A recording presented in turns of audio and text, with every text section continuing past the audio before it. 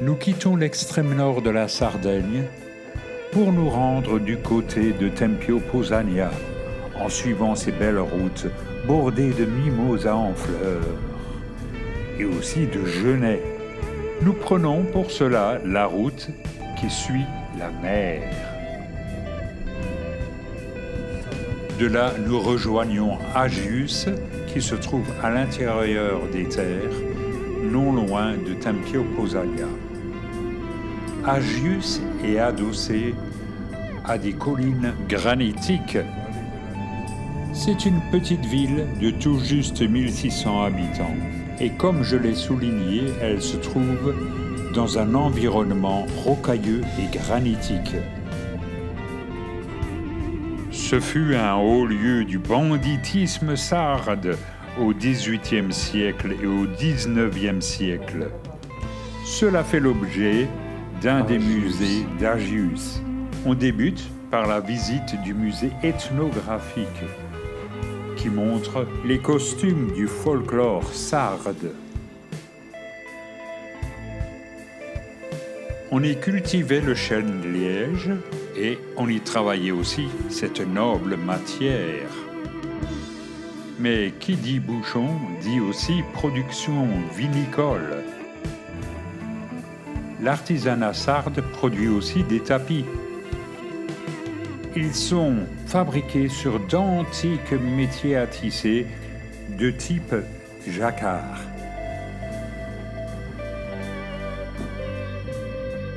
On y utilisait presque essentiellement de la laine de mouton.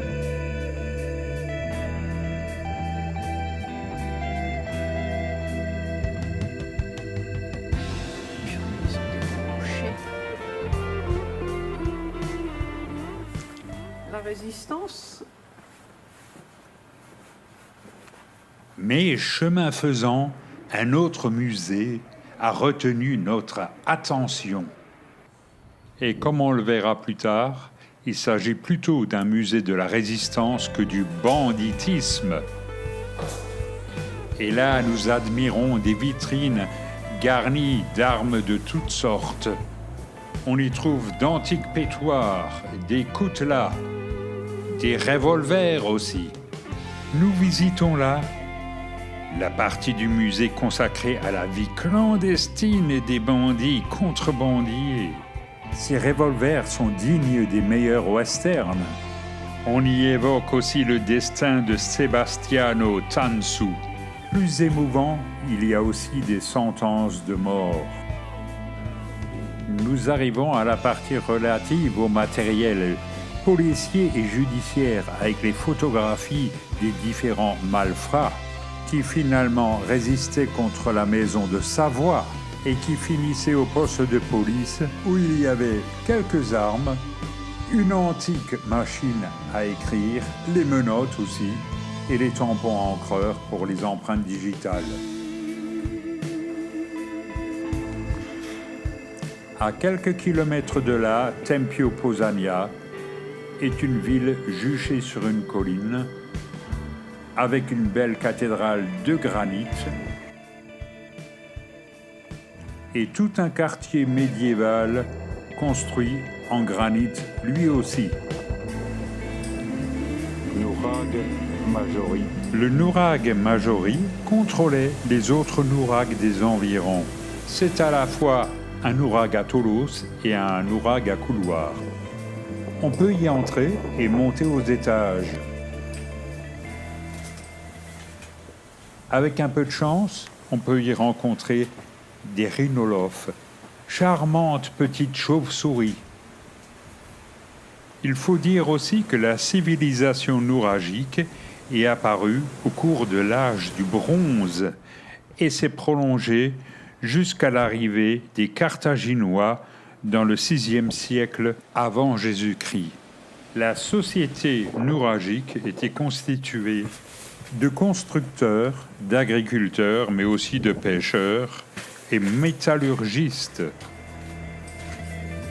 Et quand on sort du Nourag, on peut visiter un petit jardin naturel avec des cyclamènes, des arômes.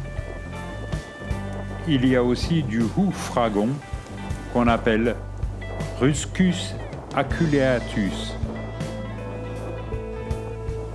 dont les feuilles ne sont pas des feuilles, mais des branches aplaties, nommées cladodes.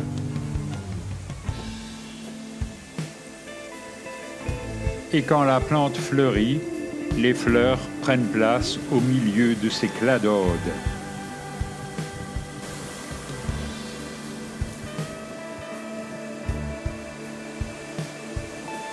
On y trouve aussi de l'aloe vera.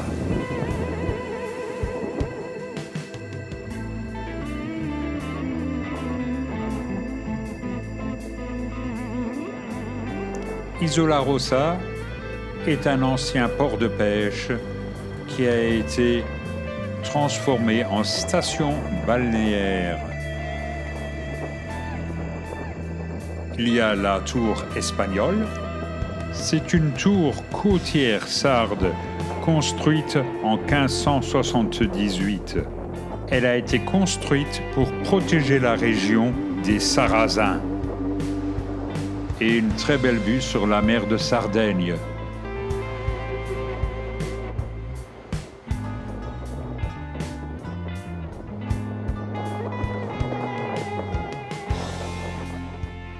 On peut aussi se promener tout au long du port et de la mer.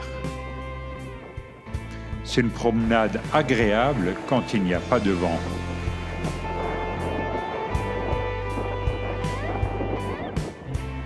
Mais pour pratiquer le wingfoil surf, il vaut mieux qu'il y ait du vent.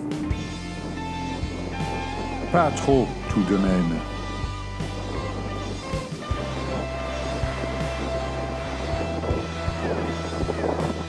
Nous avons choisi la Sardaigne pour son soleil. On y a trouvé aussi un vent glacial et violent.